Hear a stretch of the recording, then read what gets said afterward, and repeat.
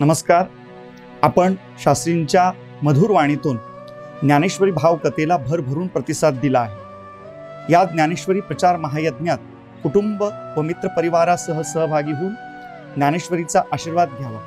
या अतिरिक्त वाचनाची आवड असेल तर डॉक्टर न्यायाचार्य नामदेव महाराज शास्त्रींची पुस्तके पेपरबॅक व ईबुक फॉर्मॅटमध्ये उपलब्ध असून त्याची लिंक माझ्या डाव्या बाजूला स्क्रीनवर दिलेली आहे.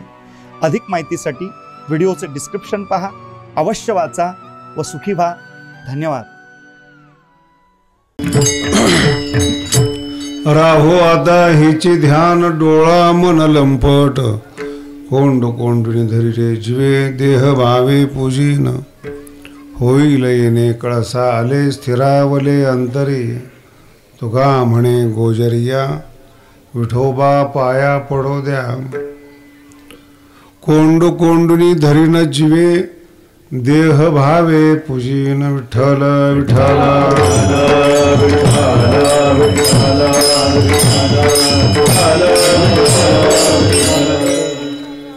बऱ्याच दिवसापासून एक शंकेवर चिंतन चालू होतं. बरेच दिवस झाले की हा जो काळ आहे आत्ताचा आणि भगवान बाबांचा जो काळ आहे त्या दोघांमध्ये खूप मोठा अंतर आहे. पूर्वीच्या काळामध्ये लोकांकडे पैसे नव्हते, श्रद्धा होती, प्रेम होतं. काळ बदलला, प्रेम कमी झालं, श्रद्धा कमी झाली आणि पैसा वाढला. तो इतका मोठ्या प्रमाणामध्ये विकास झाला की पूर्वी पंढरपूरला जाण्याकरता पायी जाण्याशिवाय पर्याय नव्हता. त्याला आपण दिंडी म्हणू आपण. आणि मग सगळ्या लोकांनी जीव घालायचं आणि जेवत जेवत पंढरपूरला जायचं. तो एक भगवान बाबांचा काळ होता, फड होता. आणि भगवान बाबाची दिंडी महाराष्ट्रामध्ये फार प्रसिद्ध होती. काळ बदलला. आत्ताचा काळ 23व चालू आहे, 2023. पूर्वीच्या काळामध्ये संतांवर श्रद्धा होती. अनेक लोकांना मी पाहिले की ज्ञानोबारायांची ज्ञानेश्वरी छातीवर ठेवून प्राण सोडला.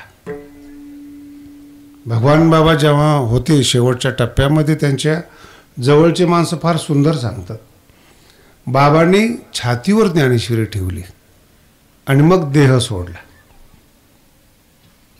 त्यांचे जे शिष्य होते त्यांनी भगवान बाबाचा फोटो छातीवर ठेवला आणि मग देह सोडला. काही काही प्रसंग असे जीवनामध्ये पाहिले मी. आपले इथे वामन महाराज बसलेले आहेत. त्यांच्याकडे पाहिल्यानंतर त्यांची आई पण होती ही कुणाला पटणार पण नाही.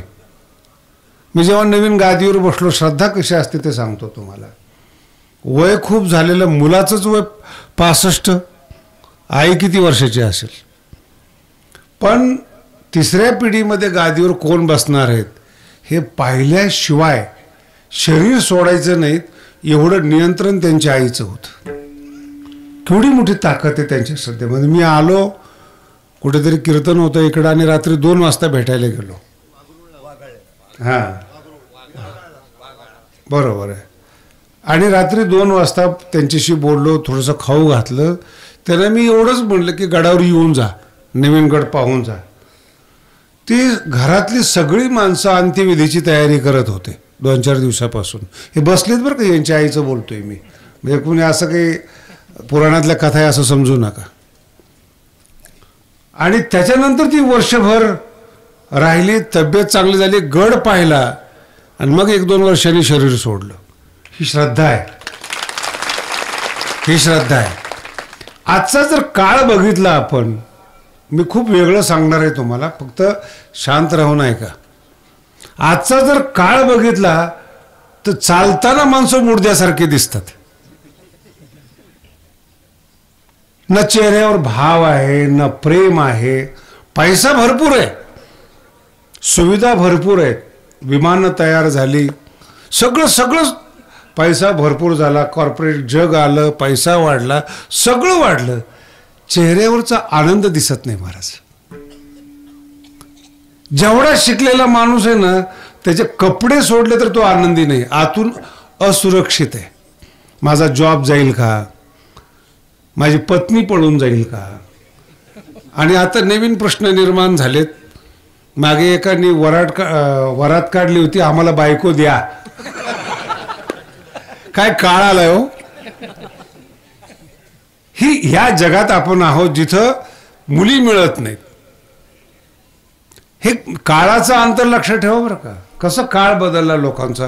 प्रत्येक गावामध्ये युवक बिना लग्नाचे आहेत. ज्यांचे लग्न झालेले ते दुखी, ज्यांचे झालेले होत नाही म्हणून दुखी. शहरामध्ये जा, अहो तुम्ही फार भाग्यवान आहेत, हवा चांगली मिळते तुम्हाला, याची किंमत तुम्हाला कळत नाहीत. शहरामध्ये जा, ध्वनीचं प्रदूषण, हवेचं प्रदूषण अकाली वृद्धत्व आणतंय. भारताची स्थिती आज. विठ्ठला विठ्ठला अकाली वृद्धत्व आलंय. 24-25 वर्षी केस पांढरे होत आहेत. पूर्वी शॅम्पू नव्हते, तेल नव्हते, केस चांगले असायचे. आता सगळे म्हणून लवकर पांढरे होतात. कातडीला रंग देणं, तारुण्यपण दाखवणं सगळं बरोबर आहे. अंतरात्मा दुखी आहे. पैसा आला म्हणून आत्मा सुखी झाला नाही. विठ्ठल विठ्ठल. पूर्वीच्या काळामध्ये संताबरोबर हृदयाचं नातं होतं. कोणाचं? आई बरोबर हृदयाचं नातं होतं. भौतिकता कमी होती पण प्रेमामुळे जीवनामध्ये आनंद होता. नखशिखांत माणसं प्रसन्न असायची. आज सगळं जीवनामध्ये आलेलं आहे, सगळं बरोबर आहे. जीवनामध्ये दुःख वाढत चाललेले आहेत. प्रतिक्षण दुःख वाढत चाललेले आहेत. त्याला इंग्लिशमध्ये शब्द आहे पण मी वापरत नाही त्याला. असुरक्षित भावनेचा उदय झालेला आहे. श्रीमंत माणसं दिसतात, शब्द ऐका बरं का, श्रीमंत माणसं दिसतात, समाधानी ते गरीब असतात. धन वाढलंय, समाधान कमी झालं. श्रीमंत झालात तुम्ही, समाधानाने गरीब झालात, आनंदाने गरीब झालात. आजच्या काळामध्ये भाषा बदलली, मराठी सोडून दिली, इंग्रजी बोलताय तुम्ही, समाधान नाही मिळालं. तुम्हाला भाषा येते म्हणून तुम्ही स्वतःला मोठे समजता, लहान आहे म्हणून मोठे समजता. तुम्ही जर आतून मोठे असताना ते विनम्र झाले असता. तुम्ही ज्या ज्या झाडांना फळं येतात ना, मराठी किती कळते मला माहित नाही, ज्या ज्या झाडांना फळं कळतं ना, फळ न येणाऱ्या झाडाला काय म्हणतात? मोठ्याने बोला, ग्रामीण भाग आहे आपल्याला काय घेणे. वांज. फळ न येणाऱ्या, सुख न मिळणाऱ्या जीवनाला, आनंद न मिळणाऱ्या जीवनाला काय म्हणाल तुम्ही? विनाकारण जन्माला आला. एक जुने कीर्तनकार होते, त्यांचं तिने क्षेपक काहीतरी प्रमाण काढलं होतं, मला फार आवडायचे ते. पखालीचा हेला आणि पाणी वाहता वाहता, सगळं पाठ आहे तुमच्या. ती जे वाक्य आहे ना इतकं सुंदर आहेत. बैल पण नाही म्हणलं याच्यामध्ये. काय म्हणलं त्याला? हेला म्हणजे रेडा, ज्याला एक मुळातच डोकं नाही येत पण नुसतं काम करतो, पाट्या टाकण्याचं काम म्हणतो आपण. तुम्ही मनुष्य म्हणून जन्माला आलात. कधीतरी स्वतःवर विचार करा, स्वतः करता जगा आणि स्वतःच्या अंतरात्म्याचा विचार करा. विज्ञान खूप चांगलं आहे म्हणून जड शरीर कधी शोध लावत नाही, जड शरीरातला आत्मा शोध लावत असतो. आत्मा माना न माना तुमचा विषय आहे. न मानणारा सुद्धा आत्मा आहे आणि मानणारा सुद्धा आत्मा आहे. म्हणून ग्रामीण भागामध्ये जेव्हा मी पाहतो, गरीब आहेत पण आनंदाने श्रीमंत आहेत, आणि जेवढे श्रीमंत आहेत आनंदाने गरीब आहेत. हे वास्तव आहे. म्हणून जेवढे ज्ञानेश्वरी निर्माण झाली, गाथा निर्माण झाला, ग्रामीण भागातून जन्माला आला. आणि ग्रामीण भागातून जन्माला आलेला गाथा आणि ज्ञानेश्वरी इतकं विज्ञान पुढे गेले, त्याला कोणत्याच अभंगाचा अर्थ कळत नाही. हे बौद्धिक दारिद्र्य आहे. बौद्धिक दारिद्र्य. जर तुम्हाला ज्ञानच कळत नसेल, आनंद कुठे आहे हे जर तुम्हाला कळत नसेल, तर तुमच्या ज्ञानाचा काय उपयोग आहे? मागे एकदा मी बोललो होतो, जेवढं शिक्षण आहे ना आत्ताचं, सगळं नोकर बनवणारं शिक्षण आहे. अजूनही आपल्या गावामध्ये मी बघतो बायको काम करते. बरोबर आहे का? स्वयंपाक कोण करतो तुमच्या घरामध्ये? मोठ्याने बोला ना. बायको काम करते. शहरामध्ये बघितले तुम्ही, अर्धा अर्ध वाटून घेतात. आज तुझा नंबर आहे भांडे घासण्याचा, कारण की समान हक्काला ना स्त्री पत्नी समान. घर दार शब्द आहे बरं का. घर आणि दार पुरुषांनी सांभाळावं आणि घर स्त्रीनी सांभाळावं, मग आनंद नांदत असतो. विठाला विठाला. निसर्गाने समान केलेलं नाही, तुम्ही कुठून समानता आणणार? सन्मान द्या स्त्रियांना. शब्द आहे का? सन्मान द्या. पण स्त्री पुरुष समान आहेत म्हणून आता पुरुषांनी जन्म द्यायचा का पोरांना? समान. अरे अधिकार नाही, सन्मान घ्या आणि सन्मान मागू नका, असं वागा. सन्मानाने तुमच्या पायावर डोकं ठेवलं पाहिजेत. सन्मानाने तुमच्या पायावर आला पाहिजेत. जीवन आहे. मग असं का होतं जीवनामध्ये? अज्ञान वाढले, अश्रद्धा वाढली. शब्द आहे का बरं का? काय वाढली? अश्रद्धा वाढली. 5000 वर्षापूर्वी गीतेतले हे शब्द आहेत.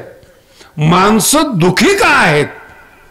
9व्या अध्यायामध्ये भगवान श्रीकृष्ण उत्तर देतात, अश्रद्धाधाना पुरुषा. ज्ञानावर धर्मावर पुरुषाची अश्रद्धा आहे. उत्तर किती वर्षापूर्वीचं आहे? गीता 5. उत्तर काय दिलेलं? अश्रद्धा. म्हणून बाबाच्या काळात लोक श्रद्धावान होते, आत्ताच्या काळात दुखी आहेत. विठाला हा फरक आहे. म्हणून दुःख वाढलेलं आहे ज्ञानामुळं. प्रत्येक व्यक्तीला असं वाटतं मी श्रीमंत व्हावं, पण श्रीमंत का व्हावं हेच माहीत नाही. शेजारच्यानी गाडी घेतली, मी घेतली पाहिजे. शेजारच्यानी फ्लॅट घेतला, मी घेतला पाहिजे. ही प्रतिस्पर्धा आहे. इथं दुःख तयार होतं. कुठपर्यंत प्रतिस्पर्धा करणार? तुमच्याकडे गाडी असली तर मोठा गाडीवाला तुम्हाला लहान समजतो. पृथ्वीवर चालणारी सगळ्यात मोठी गाडी असली तर हेलिकॉप्टरवाला तुम्हाला लहान समजतो. कुठपर्यंत? हेलिकॉप्टरवाला ज्याच्याकडे प्रायव्हेट जेट आहे तो लहान समजतो. ठीक आहे. ज्याच्याकडे एखादा जेट आहे तो म्हणतो माझ्याकडे कंपनी त्याची, हे तर लहान आहे, मीच दिलं याला. प्रतिस्पर्धा दुःखाला कारणीभूत आहे. शब्द आहे का? प्रतिस्पर्धा. आणि तुम्ही प्रतिस्पर्धेमध्ये दुसऱ्याचा विचार करता, तुमचा विचार करत नाहीत. परमार्थ त्याला म्हणतात जो स्वतःचा विचार करतो, तो परमार्थ. मग काय विचार करतो? अभंगाच्या पहिल्याच्या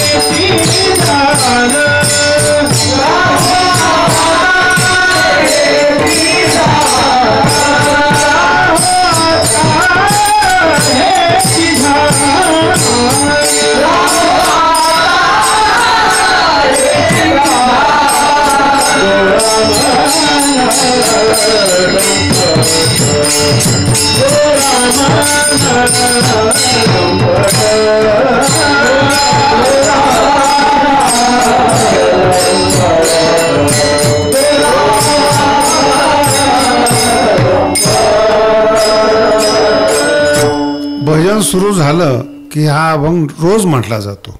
राहो आता वारकरी संप्रदायातल्या सगळ्यांचा पाठातला अभंग आहे. म्हणून जे हलके हलके अभंग घेतो ना, त्याचं कारण पाठ तुमच्या याचा अर्थ मी सांगतो. काय नेमका अर्थ काय? जगद्गुरु तुकोबराय म्हणतात राहो आता हेची ध्यान. शब्द नीट आहे का बरं का? मी मगाशी जे सांगतोय ते हेच सांगतोय. तुम्ही दुसऱ्याचा विचार करता, स्वतःचा विचार करत नाहीत. या अभंगामध्ये जगद्गुरु तुकोबराय स्वतःचं अस्तित्व सांगतात. थोडं ऐकायला अवघड जाईल पण हळूहळू तुमच्या डोक्यामध्ये येईल. काय सांगतात जगद्गुरु तुकोबराय? राहो आता हेची ध्यान. एक लक्षात ठेवा, माणूस कोण आहेत याला काहीही महत्व नाही, त्याचं ध्यान कुठे आहे ते त्याचं अस्तित्व आहे. मराठी कळते ना? त्याचं ध्यान कुठे आहे? ध्यान म्हणजे तुमचं अस्तित्व आहे. तुम्ही परमार्थ करताय आणि तुमचं ध्यान पैशावर आहे. पैसा तुमचं अस्तित्व आहे, परमार्थ फुकट आहे. तो एक मार्ग आहे परमार्थ, पैसे कमवण्याचा. तुम्ही व्यापारी आहात, तुमच्याकडे पैसा आहे आणि तुमचं ध्यान एखाद्या स्त्रीकडे असेल. एखाद्याच म्हटलो बरं का मी, बऱ्याचशा स्त्रीकडे असता हा भाग बोलत नाही मी. त्याचं ध्यान जर स्त्रीकडे असेल तर आपण एक नवीन शब्द वापरतो, हा कामुक आहे. काय शब्द वापरतो हा? कामुक. शब्दाचा अर्थ असा आहे त्याच्या ध्यानामध्ये काम आहे. ज्ञानोबांनी फार मोठे मोठे जोक केलेत बरं का ज्ञानेश्वरीमध्ये. तुम्हाला ज्ञानेश्वरी एकदम जवळून पाहत नाही. ज्ञानोबा म्हणतात काही माणसं जगामध्ये असे आहेत ना, परमार्थात जाऊ, कीर्तनात जाऊ, कुठेही जाऊ, ते फक्त आणि फक्त स्त्री पाहतात. एक मिनिट विठ्ठल विठ्ठल. तुम्हाला ओव्या कळल्यावर शास्त्री कळल्यावर काय राहिलं आमचं? विठ्ठल विठ्ठल. ज्ञानोबराय म्हणतात कुरवंडी की जे अमृते ऐसे सुख स्त्रिया परवते नाहीच म्हणून चित्ते निश्चय केला. ही जात आहे. हे सगळं कमवतात, पैसे कमवतात, सगळं कमवतात. ज्ञानोबराय म्हणतात यांना अमृत द्या, पिणार नाहीत ते, यांना फक्त स्त्री पाहिजेत. काय शब्द आहे? कुरवंडी किजे अमृते. स्त्रीवरून अमृत ओळून टाकावं, ही भावना आहे त्यांच्या मनामध्ये. ह्याला काम म्हणजे यांचं ध्यान, माझा शब्द आहे का, यांचं अस्तित्व काम आहे. यांना दुसरं काही जगामध्ये आवडत नाही जेवढं कमवतील. म्हणून काही काही पुरुषांना कितीही बोला, आणि काही काही पुरुष तर असे आहेत मित्रता करा पण घरात आणण्याच्या लायकीचे नाहीत. जर घरात आणले तर तुमच्या घराला काळीमा लागल्याशिवाय राहणार. त्यांचं ध्यान, त्यांचं अस्तित्व काम आहे. हे काय ज्ञानोबरांचे शब्द आहेत. अजून याच्या खाली बऱ्याचशा ओव्यात गेल्यानंतर पहा तुम्ही, स्त्री जात जितुके त्वचेंद्रियेची ओळख आहे, ज्ञानोबराय म्हणतात. हे गर्दीतून मी बरेचसे लोक पाहिलेत बरं का, एस टी स्टँडला, गर्दीला, मुंबईला. हे कुठं कामाला नसतात, कामातून गेलेले असतात, तरी पण जिथं स्त्रियांची गर्दी आहे तिथं धक्का द्यायला जातातच. हे त्यांचं अस्तित्व आहे. ज्ञानोबराय तुकोबराय काय म्हणतात समजून घ्या बरं. हे त्यांचं ध्यान. काहीच नाही यांच्याकडे, पण यांचं अस्तित्व ध्यान आहेत. आणि जिथं ध्यान आहेत, ज्याच्यावर ध्यान आहेत, त्या ध्यानाबरोबर सुखदुःख तुम्हाला येतात. स्त्रीचं असेल तर सुखदुःख येतात, संतांचं असेल तर प्रेम येतं, देवाचं ध्यान असेल तर आनंद येतो. विठ्ठला विठ्ठला.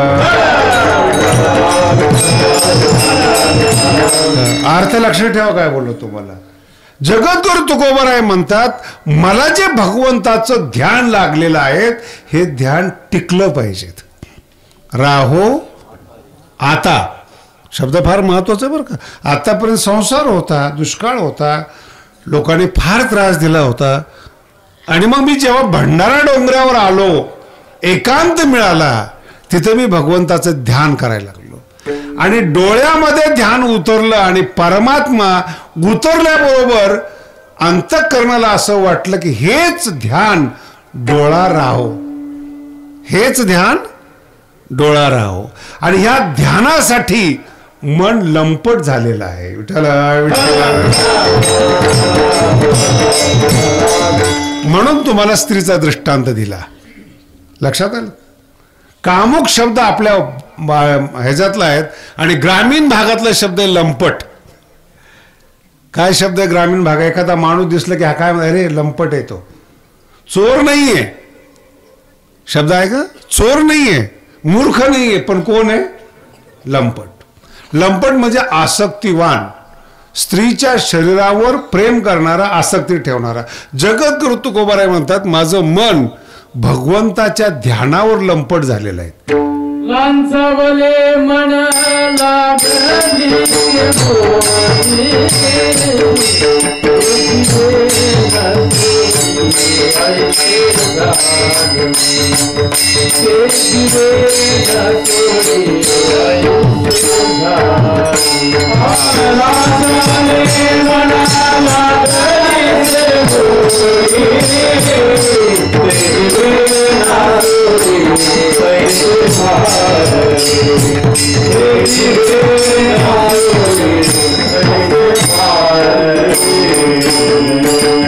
फार गोड अभंग. लाचावले मन, लंपट.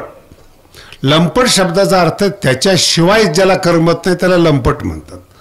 जगद्गुरु तुकोबाराय म्हणतात भगवंताशिवाय माझ्या मनाला करमत नाही. काय अभंग आहे, तुम्ही रोज पाठ आहे तुमचा. अर्थ कसा आहे पहा.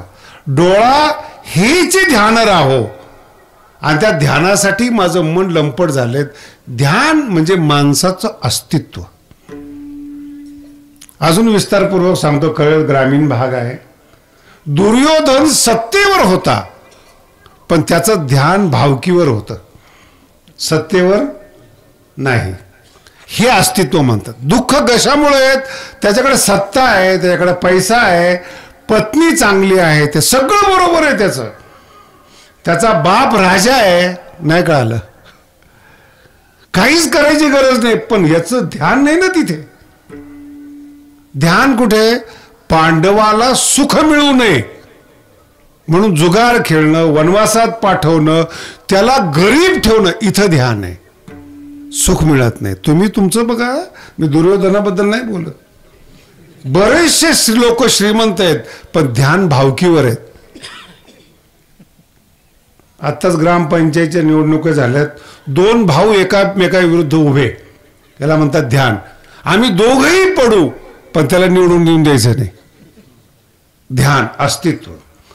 जवळच्याच्या विरोधामध्ये कधी कधी आता बिभीषणासारखा असतो एखादा, नाही कळालं. तुम्ही म्हणता महाराज बिभीषणाला बोलतो काय? आहेच ना, म्हणच आहेत. घर का भेदी, भेदी कळलं ना. घरातले रहस्य ज्याला माहिती आहे तो जर दुसऱ्याला मिळाला तर लंका पडून जाते. तुमचं घर लय किरकोळ आहे हो. विठ्ठला विठ्ठला. हे ध्यान. तो सत्ताधारी आहे दुर्योधन, मोठा आहे, राजा आहेत, युवराज आहेत. त्याच्या पुढे जाऊन सांगतो भगवान श्रीकृष्ण त्याला सन्मान देतात युवराज असल्यामुळं. त्याचं ध्यान नाही आहे. ध्यान त्याच्याकडे दुःख झालं पाहिजेत, गरीब राहिले पाहिजेत. तुमच्याकडे पैसा आहे, बागायती जमीन आहे, सगळं आहेत. तुमचं लक्ष तिकडं नाही की उत्पन्न किती आलेत. ते उत्पन्न याच्याकरता खर्च करायचं की समोरचा माणूस वैरी दुःखी राहायला पाहिजेत. याच्यामुळे दुःख. तुम्ही काय जन्माला आला हेच तुम्हाला बरेपर्यंत कळत नाहीत. बरेचसे लोक गडावर येतात, आल्यानंतर दुःख सांगत नाहीत, उलट सांगतात. त्याचा काटा काढा म्हणतात. जसं काय मला जादू टोना येतोय. काय म्हणतात ते? त्याचा काटा काढा, त्याला नीट करा. ही कुठली पद्धत आहे? तुम्ही तुमचं बघा ना. अर्थ कळतो का? तुम्ही स्वतः शिका, स्वतः मोठे व्हा, स्वतः ज्ञान मिळवा, हे पहा ना. त्याला मिळू नये म्हणून पाहू नका. विठाला विठाला. म्हणून हे 2 शब्द एकत्रित या अभंगात आलेले आहेत. मन देवाजवळ आहे, देवासाठी लंपट आहेत, आणि ध्यान पांडुरंगाचं आहेत. हे 2. मन जे बाहेर जातं ते देवाकडे आहे, आणि ध्यान जे तुमचं अस्तित्व आहे त्याच्यामध्ये भगवंत राहतो. मला सांगा, देव जर ध्यानामध्ये आला आणि मन जर देवाजवळ गेलं तर जगात कोण दुःख देऊ शकतं? संपूर्ण गाव जगद्गुरु तुकोबाराला त्रास देत असताना सुद्धा गाथा बुद्धीतून उमलला महाराज. अंतःकरणातून गाथा जन्माला आला. किती मोठी गोष्ट आहे. आणि ध्यान आणि मन जर एक झालं, जीवन बदलून जातं महाराज. पण टिकत नाही. म्हणून देवाला प्रार्थना आहे, ही मागणी बरं का, शेवटचा दिवस आहे तुमचा, म्हणून राहो. भगवंताला विनंती की देवा माझं ध्यान आणि तुम्ही राहो, सतत राहो. काय करणार राहून तुमच्यामध्ये? दुसऱ्या चरणाचं कोंड कोंडनी भरी नदी रे, देह भावे पूजिना, देह भावे पूजिना,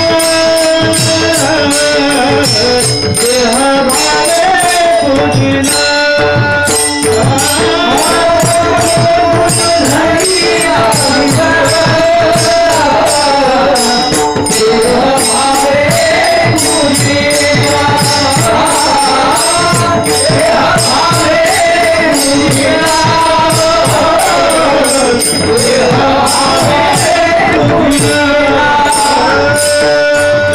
खूप गोड शब्द आहे, थोडासा अवघड कीर्तन आहे, पण ऐका.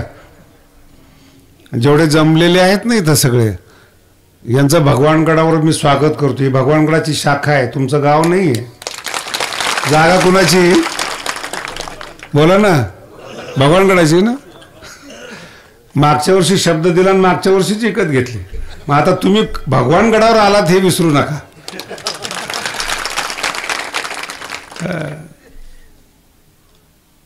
शब्द फार महत्वाचा आहे. देह भावे पूजेनं. दुःखाला अजून काय कारणीभूत आहेत? देहभाव.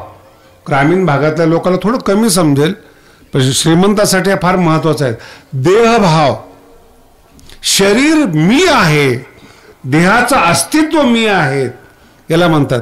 म्हणून जगात मी फिरलो, पण मी बघितलं जेवढे मोठे मोठे ब्रँड आहेत ना, त्याच्यात एक खोली पुरुषाच्या कपड्याची असते आणि 3 मजली स्त्रियासाठी असतात. किती? सगळं त्यांचंच. पुरुषाचे 4च रंग, तो पांढरा असं घालेल, निळा घालेल, काळा घालेल, नाही तर लाल घालेल, संपलं पुरुष.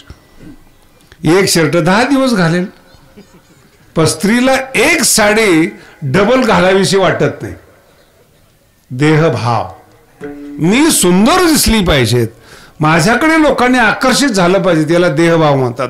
आणि वयामानाने जसा जसा देह झिजतो, माझा अर्थ नाही कळला अजून. तुम्ही देहाची सेवा केली, पुन्हा शब्द सांग, तुम्ही देहाची आयुष्यभर सेवा केली, डायटिंग केली, मेकअप केलं, सगळं केलं, काळाने देहाला जीर्ण केलं. तुमचं अस्तित्व फक्त देह होता. कळालं तुम्हाला? प्रत्येक शब्द तुमचं अस्तित्व देह आहेत. आणि देह काळाच्या अधीन असल्यामुळं जसे जसे तुम्ही म्हातारे होता, दुःख वाढत जात. मग म्हाताऱ्या बाया तरुण पुरीला नाव ठेवतात, बघ बाई कशी वागते ही, आमच्या काळात असं नव्हतं. मग तू ह्या काळात जन्माला यायला पाहिजे होतं का? कारण की तारुण्याकडे आकर्षित होता, आपल्याकडे कोणी पाहत नाही, आपल्या अस्तित्वाला कोणी पाहत नाही. भांडणाला सुरुवात होते. आईची सुनेचं भांडणं व्हायचं काहीच कारण नाही, देहभाव आहे फक्त. मुलगा माझा आहे, हिने ताब्यात घेतला, काय कारण नाही दुसरं? भाकरीची कमी. प्रेम करत नाही कोणी, कारण की पुन्हा ऐका शब्द आहे का, तुमचं अस्तित्व हे देह आहे, ज्ञान नाही. लक्षात आहे? तुमचं अस्तित्व देह आहे, ज्ञान नाहीये, आनंद नाही. आज 700 वर्ष झालेत, ज्ञानोबराचे मंदिर बांधले जातात. ज्ञानामुळे अजरामर आहेत ते. भगवान बाबाचे मंदिर बांधले जातात, ज्ञानामुळे अजरामर आहेत. तुकोबरायचे मंदिर बांधले जातात, ज्ञानामुळे. तुम्ही देहावर प्रेम करतात, देह गेला की संपलो. तुम्ही देहाचा उपयोग केला पाहिजे ज्ञानासाठी. त्याच्या पुढे जाऊन सांगतो, शूरवीर होण्यासाठी, देशासाठी देहाचा उपयोग करा. लोक तुमची पूजा करतील. स्वतःसाठी देहाचा वापर केला, दुःखाशिवाय काहीच नाही. तुम्ही किती भारी कपडे घाला, समोरचा माणूस तुम्हाला नावच ठेवतो. कमी कपडे घाला तरी नाव ठेवतो, जास्त घाला तरी. देहाला नावं ठेवणारे अनेक लोक आहेत. संतांच्या कृपेतून मिळालेलं ज्ञान नाव ठेवत नाहीत. याचं सगळ्यात मोठं उदाहरण ज्ञानेश्वरी आहेत. ज्ञानोबराच्या जीवनावर लोकांच्या शंका आहेत, ज्ञानेश्वरीवर शंका नाही. ज्ञान आणि शरीर यातला फरक लक्षात ठेवा. लोक म्हणतात ज्ञानोबरांचे जीवन असं होतं, ठीक आहे, त्यांच्या जीवनावर शंका आहे. ज्ञानावर काय पाहिजे मग आपल्याकडे? शरीर पाहिजे का ज्ञान पाहिजे? तुकोबराच्या जीवनावर शंका उचलतात, अभंगावर नाही. अभंग तसे करता येत नाही, अभंग नंतरच आहेत, पण अभंगावर नाही. अभंग त्यांचं अस्तित्व आहे. ज्ञानेश्वरी माऊलीचं अस्तित्व आहे. म्हणून काहीही संबंध नसताना संपूर्ण महाराष्ट्र तुकोबराचे अभंग गातो आणि ज्ञानेश्वरीचं पारायण करतो. हे ज्ञान आहेत, हे अस्तित्व आहेत. शरीराकडे तुम्ही पाहता, सगळा पैसा खर्च करता शरीरासाठी, आणि शरीर हे काळाच्या अधीन आहेत. तुम्ही किती मोठे असाव. मागे एकदा सांगितलं तर लक्षात असेल, रावणा इतका विद्वान झालाच नाही अजून. रावणाची श्लोकही समजत नाही आणि त्याचं शास्त्रही समजत नाही लोकांना. रावण भाष्य म्हणून सुद्धा आहे बरं का जगामध्ये. काय ग्रंथाचं नाव आहे ते माहिती नाही तुम्हाला. त्यांनी भाष्य लिहिलं, राजा झाला. शरीराकडे लक्ष असल्यामुळं अजरामर नाही झाला, फक्त नाव. आणि जे नाव आहे ते चांगलं नाव नाही आहे. शास्त्रज्ञ आहे, पुन्हा आहे का, शास्त्रज्ञ आहे, मोठा आहे, विद्वान आहेत, प्रेम करत नाहीत लोक कोणी. तुम्ही ज्ञानी असाल, श्रीमंत असाल, मोठे असाल, तुमचं ध्यान जर दुसरीकडे चुकीच्या ह्याच्याकडे असेल, पाहणार नाहीत लोक.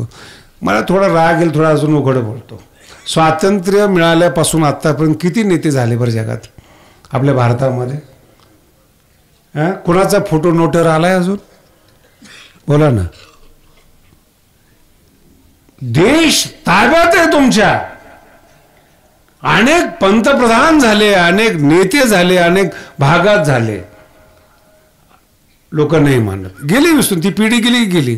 काही काही आमदार खासदार 9 वेळा निवडून आले त्यांच्या चांगुलपणामुळं, पण अस्तित्व टिकलं नाही. अस्तित्व फक्त ज्ञानच टिकवतं, आणि ते ज्ञान दिल्यानंतर जास्त टिकतं. पुन्हा दुसरा शब्द सांगतो, तुम्ही ज्ञानी आहात पण कुणालाच काही देत नाहीत. भगवान बाबा एकटे पंढरपूरला नाही गेले, तुम्हाला घेऊन गेले म्हणून इथं मंदिर होते. एकटे गेले का? नाही. तुम्हाला घेऊन तुम्ही जेवढं वाटाल, अन्नदान कराल. पुन्हा पुढचं जाऊन सांगतो, पुण्य वगैरे हा नंतरचा प्रश्न आहे बरं का. दान दिल्याने तुमचं अस्तित्व मोठं होतं. लोक तुमच्यावर प्रेम करतात. तुम्ही भगवानगडावर येता, तृप्त होऊन जाता. लोक आले की शहरातले लोक म्हणतात, इथं आल्यावर समाधान वाटतं, तृप्त होऊन जाता. तिथं जे जेवण दिलं जातं, प्रसाद दिला जातो, निरपेक्ष भावनेने दिला जातो, म्हणून जमीन सुद्धा अनंत आहे. एखाद्याच्या बंगल्यात जा, तुम्हाला जाऊच वाटत नाहीत. श्रीमंत येतो, मोठा बंगला आहे, कुत्र्याशिवाय कुणीच नाही त्याच्यात. आणि जी माणसं उभी आहेत, सुरक्षा रक्षक ज्याला आपण म्हणतो, ती टेन्शन मध्ये, मग कोणी या मालकाला मारायला येतं का? काही जीव नाही. तुकोबाराचं अस्तित्व बघा, मागे पुढे उभा आहे. आलिया घाट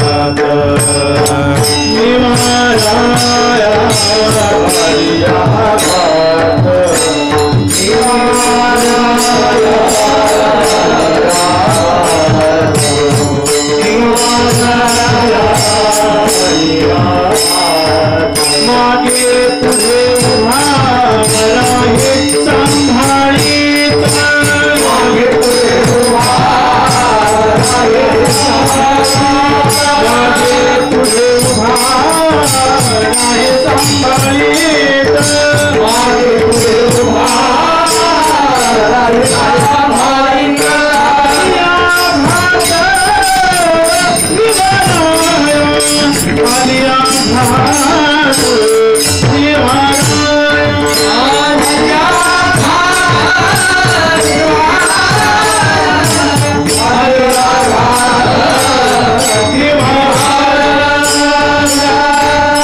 खूप देह, तुम्ही कोणी असा, देहभाव असेल तर तुम्हाला त्रास होणार.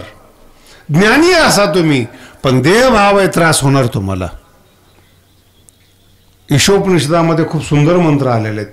दुःखाची कॅटेगरी सांगितलेले आहेत. दुःखाची बरं का, अंधनतम प्रविशंती,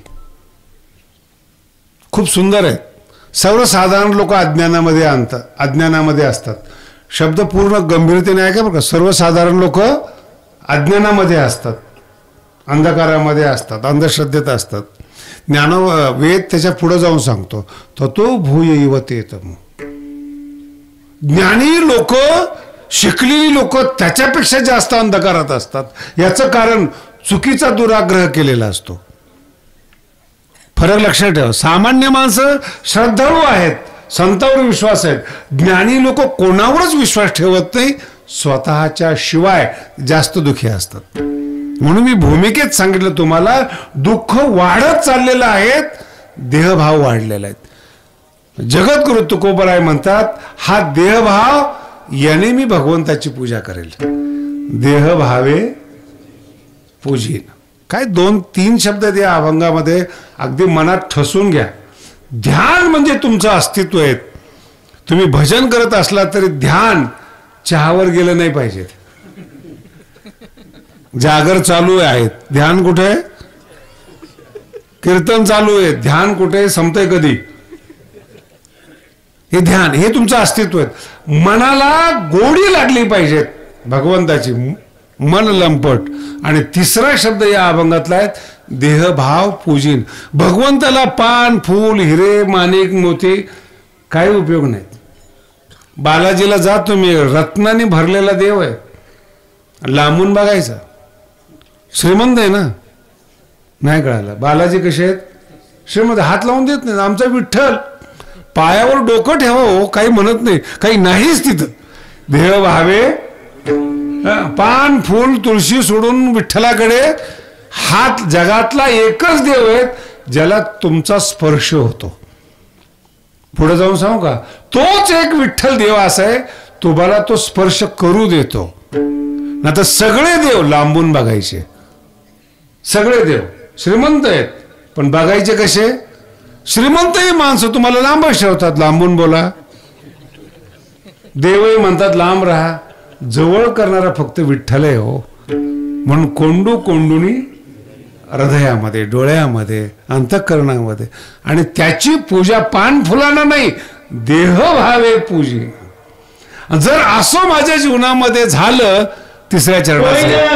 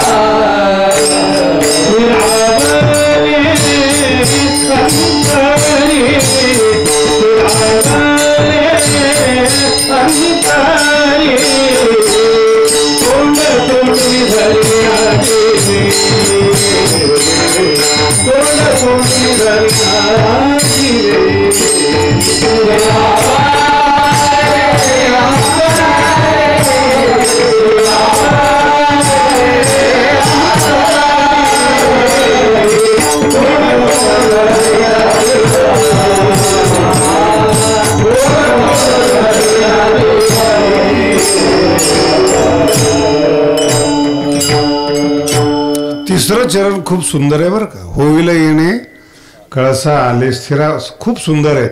जेवढे माझ्या समोर वृद्ध अवस्थेतले बसलेले लोक आहेत ना, ते रोज हाच शब्द वापरतात. मुलगा कामाला लागला, मुलाला मुलगा झाला, कळस निघाला. काय म्हणतात ते? जीवनाचा आता कधीही मरायला मोकळे. जे म्हातारे त्यांच्याबद्दल बोलतोय बरं का, आणि जे तृप्त आहे त्यांच्याबद्दल बोलतोय. नाही तर काही म्हातारे शेवटपर्यंत दुकानावर उठत नाहीत,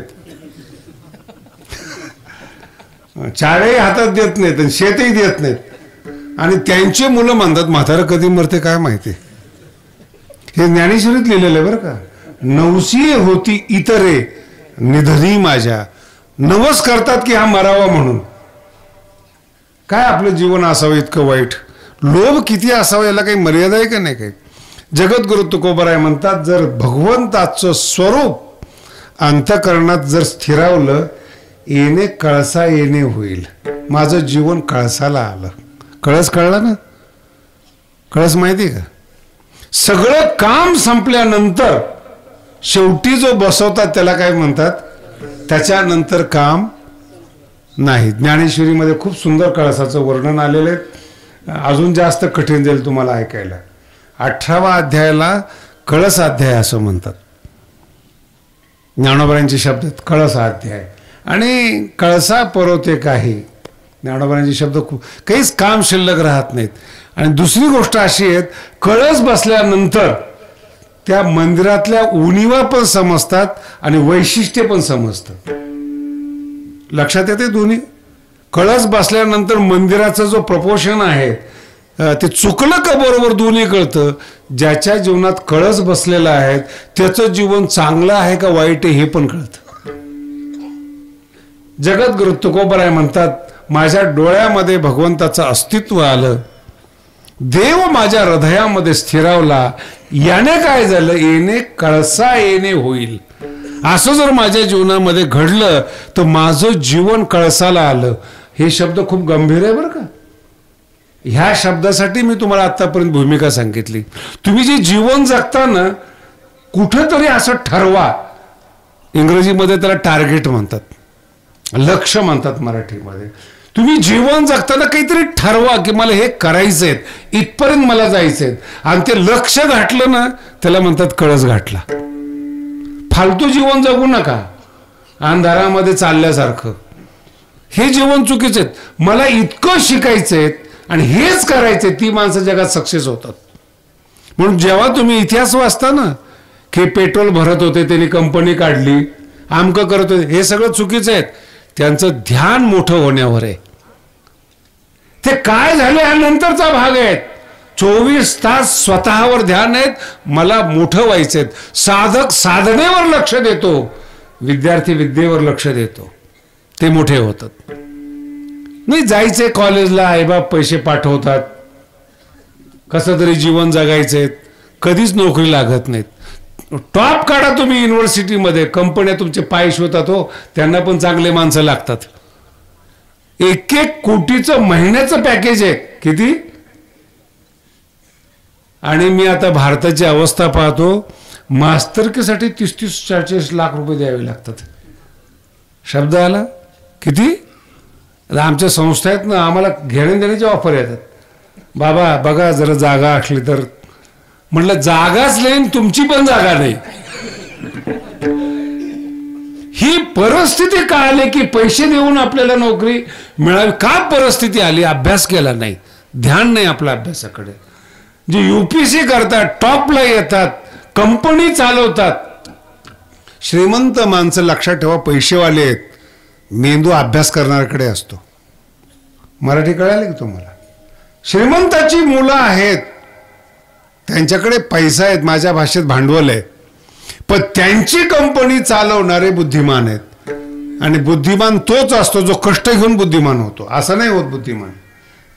50-50 कोटीचं एका वर्षाला एक माणसाला पॅकेज आहे, ते पण माणसाचं आहेत. आणि चपराशीची नोकरी मिळत नाही, ते पण. ध्येय चुकलं तुमचं, ध्यान चुकलं तुमचं. नको त्यावेळेस नको त्या ठिकाणी ध्यान गेलं. कॉलेजच्या टायमाला बरं मला एक सांगा, कॉलेजला मुलं जातात, अभ्यास करण्यासाठी आईबाप पाठवतात. आईबाप लग्न करणार आहेत का नाहीत? बोला ना. मुलीसाठी बापाने पैसे जोडून ठेवलेले असतात, पोरासाठी संपत्ती करून ठेवलेली असते. जे आईबाप तुमचं लग्न करणार आहेत, मग त्याच्याकरता तुम्ही का पोरं शोधता? तुम्ही का मुली शोधतात? तुमचं काम नाही येते, तुमचा रखवाला आहे, तुम्हाला आधार देणारा आईबाप आहेत. वर्ग लक्षात, ते तुमच्या पुढच्या जीवनाची काळजी करतात. तुमचं ध्यान तुमच्या लक्षावर पाहिजे, अभ्यासावर पाहिजे. म्हणून गरिबाची पोरं कलेक्टर होतात. 50-50 कोटीचं पॅकेट अभ्यास करणाऱ्याला मिळतं. कष्ट कर, नाव पण त्याचं. मी याच्या पुढे जाऊन सांगतो तुम्हाला, शिवाजी महाराज मोठे आहेतच, पण शिवाजी महाराजांचा घोड्यावरचा प्रवास आठवा आणि आत्ताच्या माणसाने करून दाखवा. घोड्यावर जमेल का? कोणतं हाडूक शिल्लक राहील त्याचं? रायगड कुठे कोकणामध्ये, आग्रा कुठे UP मध्ये, अंतर लक्षात येते का? आणि त्या काळात काही कार होत्या का? त्याच्या पुढे जाऊन सांगतो तुम्हाला, भगवान बाबांचा टांगा मी भगवानगडावर ठेवलेला आहे. त्या टांग्यामध्ये महाराष्ट्र फिरले हो.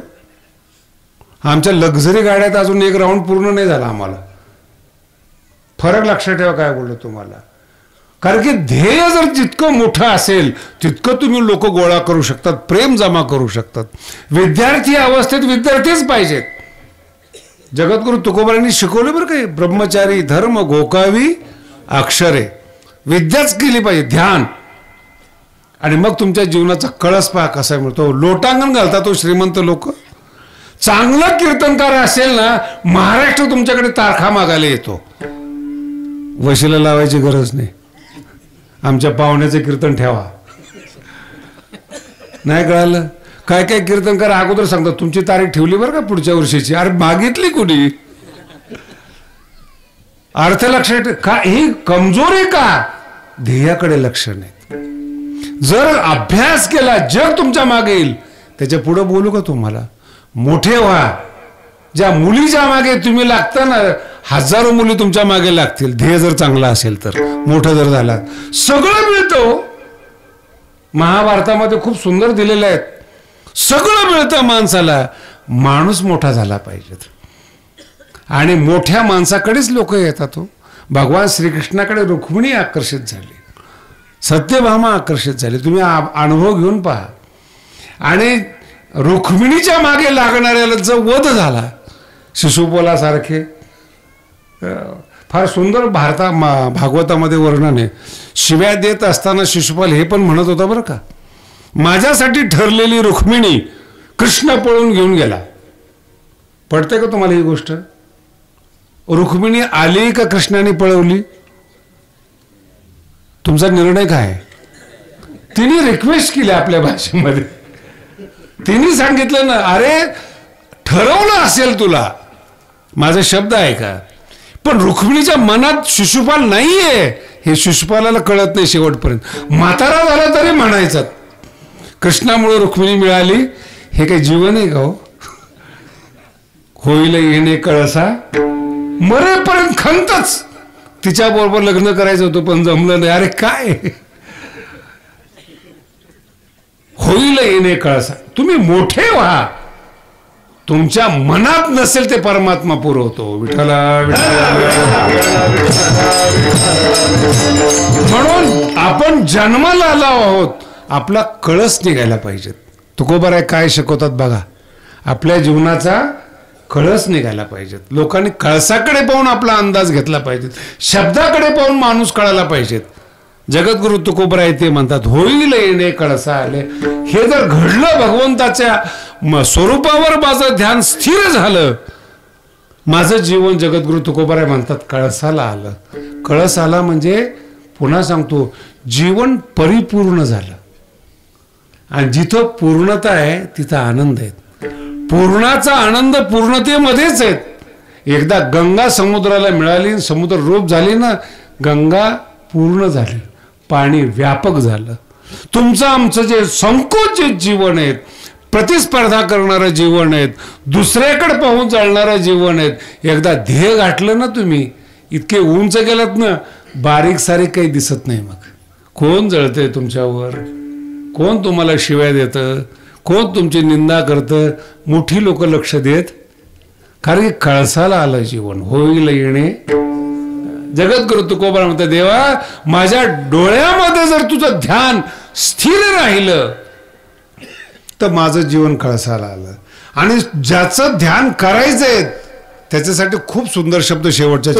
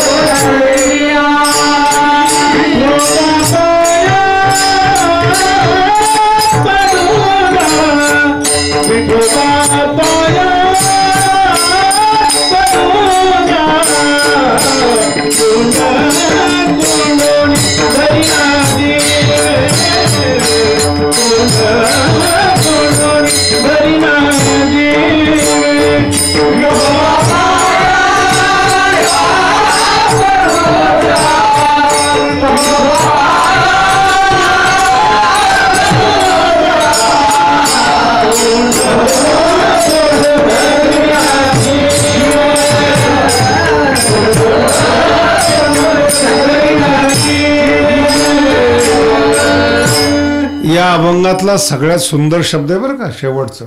तुकोबाराय देवाला काय म्हणतात माहिती का? तुका म्हणे गोजरिया. तुम्हाला अजून शब्द कळत नाहीत.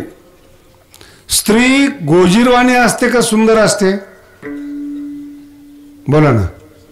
पोरग गोजीरवाणं असतं का सुंदर असतं? नाही, कधी विचारच केला नाही ना आपण. निरागस सौंदर्याला गोजीरवाणं म्हणतात. लहान मुलामध्ये काम नसतो, शब्द आला का? आणि ज्या सौंदर्यामध्ये काम नाहीये, निष्काम आहेत, तो गोजेरी आहेत. भगवान बाबाचं सौंदर्य बघा. तो का म्हणे गोजेरी. ज्ञानोबरायांचं सौंदर्य बघा. ज्ञानोबरायांच्या सौंदर्याचं वर्णन करताना नामदेव महाराजांनी लिहिलेले आहेत. उगवला खांब कर्दळीचा गाभा. कर्दळीचा गाभा. डोळ्याला शांत वाटतं ते सौंदर्य, भडकवतं ते सौंदर्य नाहीत. दुःख जाग करतं ते सौंदर्य नाहीत. वासना भडकवतं ते सौंदर्य नाहीत. तो काम आहे. म्हणून तुम्हाला ही भूमिका म्हटली. कामुकता लंपटता वेगळी आहेत. भगवंताचं सौंदर्य गोजीरवाने निरागस आहे. तुका म्हणे. आणि ते गोजीरवाणं सौंदर्य एकदा हृदयामध्ये बसलं ना, निघता निघत नाही हो. लक्षात येतं? निघता नाही. तुम्ही संताची अवस्थाच पाहिली नाही अजून, संतच माहिती नाहीत. श्री राधेचं वर्णन करत असताना खूप सुंदर आहे बरं का. आमच्या स्वामीजीने खूप सुंदर ग्रंथ लिहिलेला आहे, श्रीमद भागवत कर्ण रसायन म्हणून. आणि शेवटच्या टप्प्यामध्ये राधेचं वर्णन केलेलं आहे. भगवान श्रीकृष्ण जेव्हा निघून जातात ना, ते सर्वसाधारण लोकांच्या दृष्टीने ते मथुरेला गेले. पण आज जर तुम्ही वृंदावन मध्ये गेला तर कृष्णाचं भजन होत नाही, राधेचं भजन होतं. याचं कारण आहे, वृंदावन हे राधेचं आहे. वृंदावन कोणाचं आहे? राधेचं आहे. जी प्रेमाची देवी आहेत, रास रासेश्वरी आहेत, तिचं वृंदावन आहे. म्हणून बरेचसे लोक जातात वृंदावन मध्ये आणि आल्यानंतर मला म्हणतात करमत नाही महाराज तिथं. वृंदावन मध्ये गेलं, जे आम्ही वर्णन ऐकलं, हे केलं, करमत नाही आम्हाला. करमणारच नाही म्हणलं. याचं कारण राधेचा आशीर्वाद पाहिजे. मुद्दा लक्षात आला? राधेचा जिची जागा आहे ना, तिला वाटलं पाहिजे तुम्ही निरागस आहात. मग त्या देवीचा, त्या जागेचा तुम्हाला आशीर्वाद मिळतो आणि मग रमलं जातं तिथं. याच्यावर 6व्या अध्यायामध्ये खूप मोठं आहे. शुचौदेशे प्रतिष्ठाप्य. कुठल्या जागी भजन होतं, कुठल्या जागेवर भजन करावं. काही काही जागा अशा गेल्या गेल्या मन शांत होतं, नाही कळालं. आणि काही काही माणसं असे पाहिल्या पहिल्या दुःख जन्माला येतं. सकाळी सकाळी तोंड पाहिलं याचं वगैरे वगैरे. तुम्ही तुमचं रोजचे अनुभव आहे, कशाला कीर्तनात सांगू मी. नको त्या माणसाला पाहिल्यानंतर उद्विग्नता येते. जगद्गुरु तुकोबाराय म्हणतात, माझा परमात्मा सुंदर नाही आहेत, गोजीरवाण आहेत. निरागस सौंदर्याने पाहिलं ना मन शांत होतं. गोजीरवाणाचा अर्थ सांगतात. आईने पोराला पाहिलं ना, ते गोजीरवाणं असतं. आईचे डोळे शांत होतात, त्याला प्रेम म्हणतात. जिथं तुमचं मन शांत होतं ते निरागस सौंदर्य. आणि जिथं भडकलं जातं ते काम, क्रोध आणि लोभ. विठ्ठल विठ्ठल. एक विशेषतः अनेक ठिकाणी सांगितलं आहे त्या गोष्टीचा. काम जिथे आहे ना, निरागसता नाही तिथं. निरागस लहान मूल कोणालाही आवडतं, निरागस आहेत. भगवंताचं सौंदर्य निरागस आहेत, काम क्रोध रहित आहे. जगद्गुरु तुकोबराय आपल्या परमात्म्याला काय म्हणतात ते समजून घ्या बरं का. तुका म्हणे गोजरिया, विठ्ठलाला म्हटलेत. आणि मग तुम्ही पंढरपूरला गेल्यानंतर तुम्हाला दिसत नाही तो. बरेच लोक म्हणतात पंढरपूरला जसं वर्णन केलं तसं दिसत नाहीत. या अभंगामध्ये आणि सुंदरते ध्यानमध्ये एक शब्द आहे बरं का, राहो आता हेची ध्यान. शब्द काय आहे? राहो आता हेची. आणि सुंदरते मूर्ती कुठं म्हटलं इथं? तुकोबराय बोलतात एक, तुमच्या डोक्यात वेगळा अर्थ. तुकोबराय ध्यान सुंदर म्हणतात आणि पंढरपूरला जाऊन तुम्ही मूर्ती पाहतात. चूक कुणाची? मूर्ख कोण आहे? बोला ना, मी कशाला म्हणू? गोजरिया ध्यान सुंदर आहे म्हणून देह भावे पूजीन ही मानस पूजा आहे. याला पत्र पुष्प घेऊन फिजिकल व्हायला पाहिजे तर असं सांगितलेलं नाही. ध्यान. आणि जर तुमचं ध्यान अस्तित्व सुंदर झालं, मन सुंदर झालं, ज्ञान हृदयातून जन्माला येतं. संतांचं ज्ञान पुस्तकातून मस्तकात आलेलं नाही, हृदयातून जन्माला आलेलं. तुकोबराचे शब्द आहे बरं का. तुका म्हणे झरा. झरा कळालं? आपण सगळे ग्रामीण भागातले लोक आहेत. खड्डा खोदला तर खालून पाणी येतं, त्याला काय म्हणतात? कितीही उपसलं तरी पाणी. तुका म्हणे झरा आहे मुळीचाच खरा, डुप्लिकेट नाही, खरा झरा. तसं एक अभंग निघाला की दुसरा अभंग नवीन निघतो, तिसरा अभंग नवीन निघतो, चौथा नवीन निघतो. 4000 अभंग नवीन निघालेत. तुका म्हणे हे व्याख्यान करणार जाईल तिथे एकच व्याख्यान, ऐकणारच पाठ झाले हो. मी एका कीर्तनाला जायचं होतं, मला बसलो होतो तर दुसऱ्याचं कीर्तन चालू होतं. मी तेवढं थांबलो 5 मिनिट. ते जे बाया होत्या ना, कीर्तनकार पुढं काय बोलणार त्या बाया सांगत होत्या. माझा अर्थ नाही कळला अजून तुम्हाला. बायांनी तुमची योग्यता ओळखावी एवढा तुमचा अभ्यास. तुम्ही काय सांगणार आहात? मी विचारलं बाईला कार्यक्रम चालू, तू कसं काय बोलत होते एवढ्या बाया? रोज दरवर्षी महाराज तेच असतं. नाही कळत. त्यांनी वेगळा शब्द वापरला होता, त्यांची पोथी आम्ही ओळखलेली. तुमचं अस्तित्व झिरो झालं. तुम्हाला पुढचा शब्द जर तुम्हाला कळाला, वक्ता शून्य होतो. विठाला विठाला वक्ता त्यालाच म्हणावं. प्रत्येक शब्द चातकाप्रमाणे श्रोत्यांनी वाट पाहिली पाहिजे, तो वक्ता आहे. नाही तर वक्ता कुणालाही कसं काय म्हणायचं? वक्ता जाईल तिथं तेच दृष्टांत, तेच बोलणं, तेच सगळं पाठ. मग फायदा काय तुमचा अभ्यास करून? अस्तित्व. जगद्गुरु तुकोबराय म्हणतात माझा जो परमात्मा आहे ना, गोजरी आहे, निरागस सौंदर्याने भरलेला आहे. हे सगळं का सांगतोय तुम्हाला लक्षात ठेवा. तुमच्या जीवनात जर आनंद पाहिजे असेल, तुमच्या जीवनामध्ये जर सुख पाहिजे असेल, ह्या पद्धतीने जीवन जगा. होईल येणे तुमच्या अंतःकरणात इतरांना प्रवेश देऊ नका. वैर असेल, भावकी असेल, सौंदर्य असेल, धन असेल, तुम्हाला जर सुखी व्हायचं असेल इतराकडे लक्ष देऊ नका. आणि माझ्या भाषेत सांगतो तुम्हाला, ज्ञानेश्वर महाराजांचे महावाक्य आहेत, तुम्ही तुमची सोडवणूक करा. पाठ आहे सगळ्यांचे. आपुली आपण करा. महावाक्य काय सांगतात? जगद्गुरु तुकोबरायचा विचार आपणाला त्यांनी घेतला. हा हे सगळी शिकलेली मंडळी अंधश्रद्धा म्हणतात. अरे जरा वाचा ज्ञानोबरायांना. ज्ञानोबराय हे सांगत नाहीत. ज्ञानोबराय म्हणतात तुमची सुटका तुम्ही करा. अजून काय सांगायला पाहिजेत? आणि 700 वर्षापूर्वी सांगितलेले आहेत. आपुली आपण करा. आणि याचा अनुवाद सांगतो तुम्हाला. माझा मीच झालो शत्रू, कैसा पुत्रधारा कैसा मित्रू, कासया घातला पसारू. तुकोबराचे अभंग नाटाचे वाचा तुम्ही. कोण सुख धरोणी संसारी. काय शब्द आहे? 8 पिढ्याची श्रीमंती बरं का तुकोबरायांची. आणि ते प्रश्न विचारतात संसारात कुठलं सुख आहे जे मी धरून ठेवू.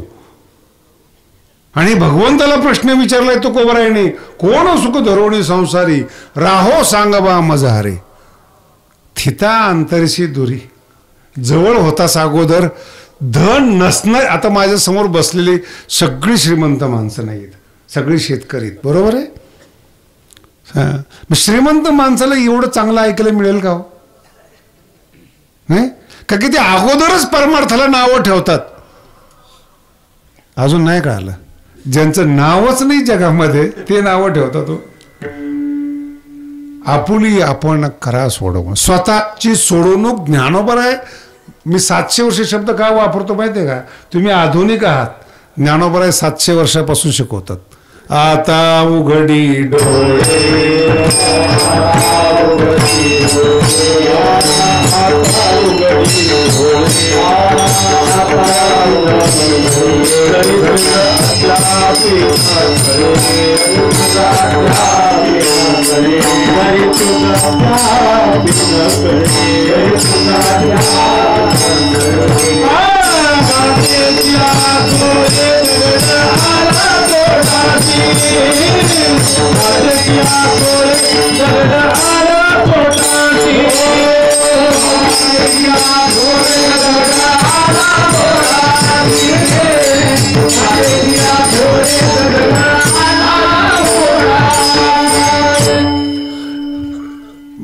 भगवानगडावर ना खूप म्हातारी माणसं येतात.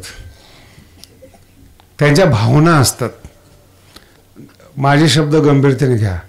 त्यांच्या भावना ऐकायला सुद्धा माणूस नाही हो. मुलगा ऐकत नाही, सून ऐकत नाही, बायको ऐकत नाहीत. भावना ते काही मागत नाही, पण म्हाताऱ्या माणसाला जे कोंडलेली भावना आहेत ती बोलून दाखवायला माणूस नाही. आणि सगळा संसार त्या म्हाताऱ्याने उभा केलेला असतो. जीव लावून परिवारावर प्रेम केलेलं असतं. बोलू सुद्धा देते हो, तुम्ही गप्प बसा म्हणतात. झालं तुमचं, संपलं. कुणी अपमान केला? तुमच्या रक्ताने. अपमान कोण करतो तुम्हाला? काय बाहेरची लोक करतात का? बोरकिनीला तुमचीच लोक करतात, पोरच करतात. सुरुवात कोण करतं अपमानाला? पोरं करतात का बायको करते? बोला ना. पोराला सांगते ते, हे तू तुझं काम कर, मी आहे तुझ्या पाठीमागं. त्यांना पहिल्यापासून काय कळत नाही. पोराच्या मनात कोण बिंबवते? मग हळूहळू आईने सांगितल्यामुळं कळतं. आणि बायको आल्यावर सांगते. मग याला बापाची ओळख झालेली असते की बापाला कळत नाही, आईने शिकवलेत. आईला कळत नाही, ही सून शिकवते नवऱ्याला. सांगते तुम्हाला काय माहिती बायांचं, तिला पण काही कळत नाही. ह्याच्या डोक्यात पक्क बसतं. बापाला पण कळत नाही आणि आईला पण कळत नाहीत. भावना व्यक्त करता येते.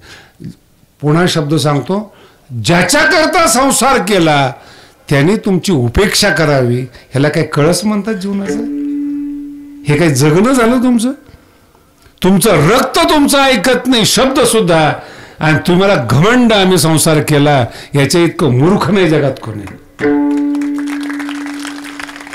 शब्दांचं वाईट वाटेल, पण हे काही जीवन. आणि मग जेव्हा ते गडावर येतात तेव्हा मी ऐकतो त्यांचं. काही फक्त ऐकून घेतो मी. त्यांना बरं वाटतं की बाबाने ऐकून घेतलं. नाही कळालं? ऐकण्यामध्ये सुद्धा त्यांना सुख वाटतं. आणि पुन्हा जाताना डोळ्यातून अश्रू येतात. बाबा कोणी ऐकत नाही हो, फक्त दुःख बाहेर काढायचं होतं. दुःख सांगितल्याने हलकं होतं. आमचे घरचे पैसा आहे सगळे. मी बरेचसे लोक असे पाहिलेले ज्यांना 2-2 लाख रुपये पेन्शन आहेत. ते सुद्धा गडावर येऊन सांगतात. काय सांगायचं महाराज, गडावर येऊन राहावं असं वाटतं, पण अपमान होईल म्हणून राहत नाही आम्ही. सकाळी 9 ते रात्री 9 पर्यंत जेवण आहे. खाल्लं म्हणून कोणी बघत नाही, नाही खाल्लं म्हणून सुद्धा कोणी. इतकं मुक्त जीवन कुठेही जगामध्ये. ज्यांची सेवा तुम्ही आयुष्यभर केली ते तुमची उपेक्षा करतात. कळस निघला नाही जीवनाचा, जीवनाची सांगता झाली नाही. कुणी असो बरं का, व्यापारी असेल, शिक्षक असेल, राजकारणी असेल, कुणी असेल. नाही कळलं. आता आपले सान्याशी महाराज बसलेत. हरिद्वारला मी अनेक शिष्य पाहिलेत, ज्यांना शिष्य बनवलेत ऐका, ज्यांना शिष्य बनवलेत गादीसाठी त्यांची उपेक्षा केली जाते. इतकंच बोलतो तुम्हाला मी. संसार आहे, जिथं जिथं तुमचं ध्यान आहे ती लोक त्रास देणारच तुम्हाला. की ज्ञान असो तुमच्याकडे काही असो, उपेक्षा करणारच. म्हणून म्हातारं होत असताना जीवनात सुख मिळालं पाहिजे, कोणाशिवाय मिळालं पाहिजेत. कळलं तुम्हाला? तुम्ही तुमच्या अस्तित्वाचा आनंद घ्या, तुम्ही जीवन जगता याचा आनंद घ्या. काय लोकांची गणना आहेत. आणि सगळ्यांनी अनुभव घेतलाय. भगवान बाबाला किती त्रास झाला, कोण बोललं नाही भगवान बाबाला. शरीराचं अंग कापावं लागलं ते भगवान बाबा आहेत. किती त्रास द्यावा, त्याला मर्यादा आहे. गडावर लोक येऊन मला सांगतात, महाराज तुम्हाला त्रास झाला. म्हणलं मी बाबाकडे पाहतो, आणि बाबाचा त्रास पाहिल्यानंतर असं वाटतं माझ्यावर फुलं पडतात. लक्षात ठेवा, जीवनाची सांगता याला म्हणत नाही, पण एक लक्षात ठेवा, माझ्या बाबतीमध्ये मी बोलतो, बाबाची सेवा करतो ना, जीवनाचा कळस निघाला. रोज 2000-3000 माणसं गडावर जेवतात हो, आणि जाताना आशीर्वाद देऊन जातात, हे माझ्या पाठीशी. हा भगवान गड आहे. मुलं ज्ञानेश्वरी सांगायला लागले, मुलं गड सांभाळायला लागलेत, येणे कळसा आले. जे जे ठरवलंय ते भगवान बाबांनी माऊलींनी पूर्ण केलं. जीवनाची सांगत आहे, दुःखच नाही जीवनामध्ये. आणि हेच मागणे शेवटपर्यंत हे टिकलं पाहिजेत. स्थिरावले राहो आता, हीच सेवा असावी. आणि येणाऱ्या जणांनी भगवानगडावर येऊन आनंद घ्यावा, याच्यापेक्षा दुसरं काही मागणार नाही.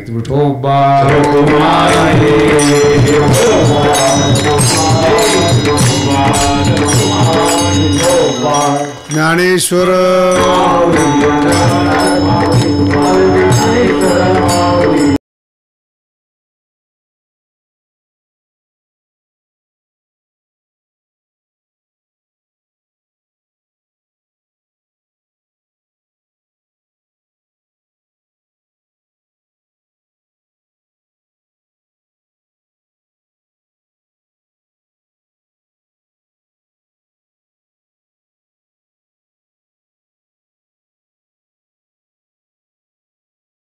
नामदेव शास्त्री ऑफिशियलला सबस्क्राईब करा. सिद्धांत ऐका, आनंदी, निर्भय व सुखी व्हा. धन्यवाद.